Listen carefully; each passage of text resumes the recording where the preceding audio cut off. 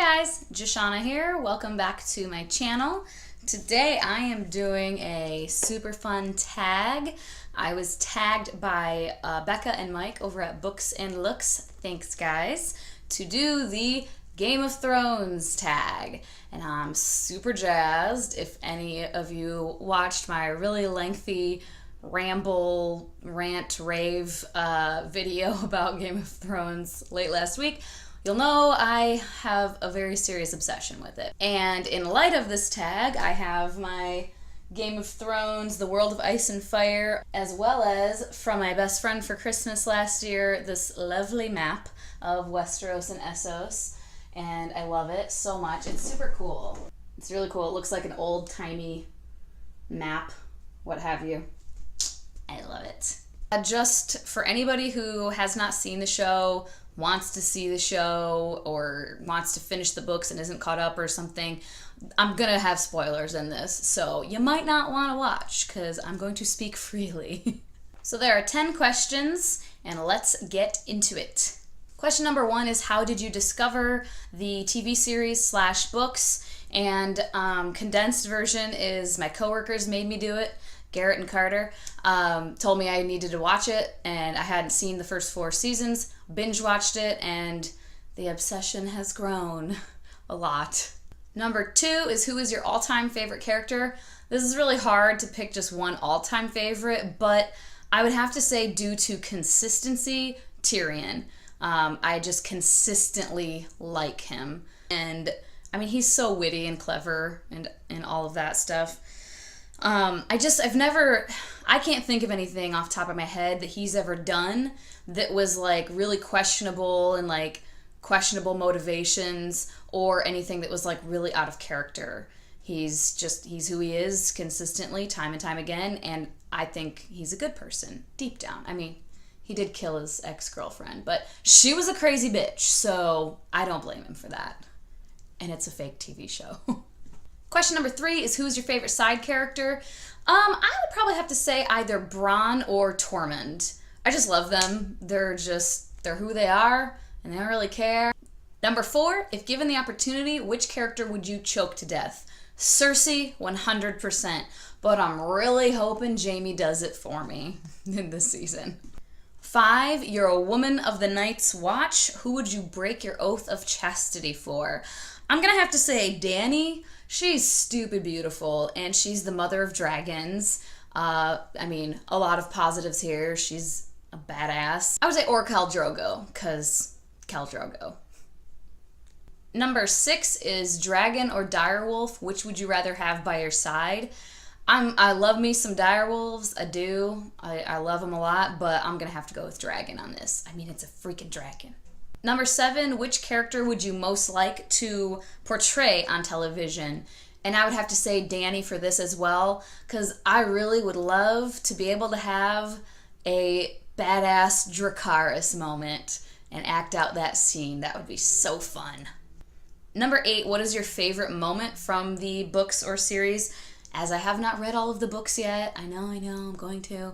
I'm going to go with the TV show. I don't know what's different in the books, but I mean, I have a ton of Dany moments that I love. Like I said, the badass Dracarys moments from And Now His Watch Has Ended, from Dance of Dragons. That was a Vla moment, not a Dracarys moment, but still. Lots of those.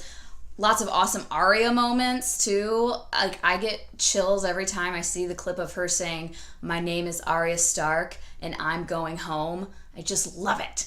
So she's got some pretty badass moments. But honestly, if I'm going to go with my favorite moment from the show, and it's a very sad moment, like tragically sad moment, but I'm going to have to say Hodor and the Hold the Door.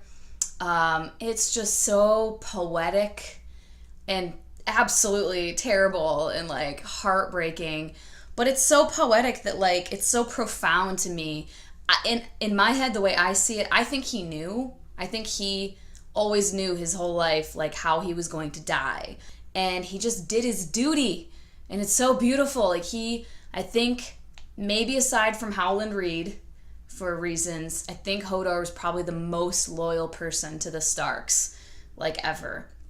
And he sacrificed himself for Bran, and it's just this time loop of tragic shit, but it was so profound. Like, that sticks with me. I can't talk about it, like explain it to people without like getting choked up. It's really lame, I know, but whatever. Number 9, who do you think deserves to sit on the Iron Throne in the end? Deserves, I mean, Dany, I think by right, and I think, in my opinion, she means very well. She has very good intentions. She's all about the people. She's not trying to mess with the high houses and the noble lords. She doesn't care. She's like, you guys are just shitting on all these, the peasants, so to speak.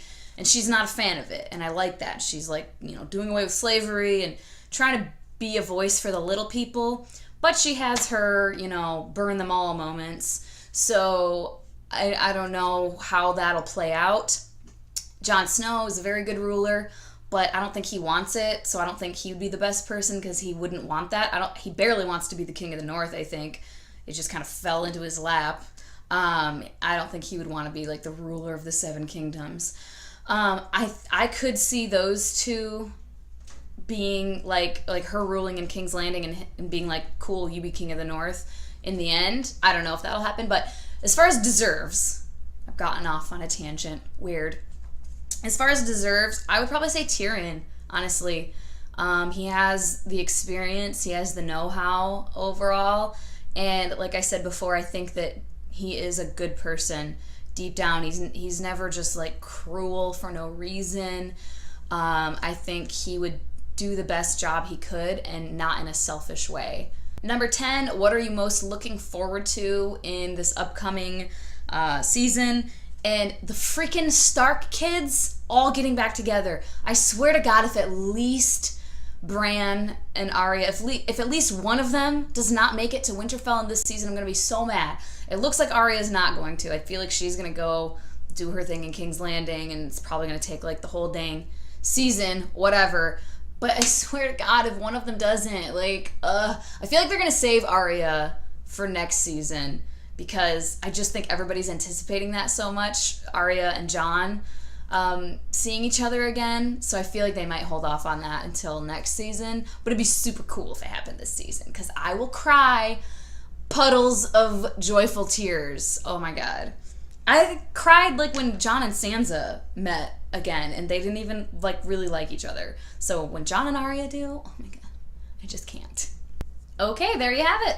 Super quick, fun tag. So thank you again, Mike and Becca, for tagging me in it. I had a lot of fun, and I can't wait to keep watching Game of Thrones. All right, guys, as always, thank you for watching. Really appreciate your time. Like, comment, subscribe, all that fun stuff. I'll talk to you guys next time. Bye-bye.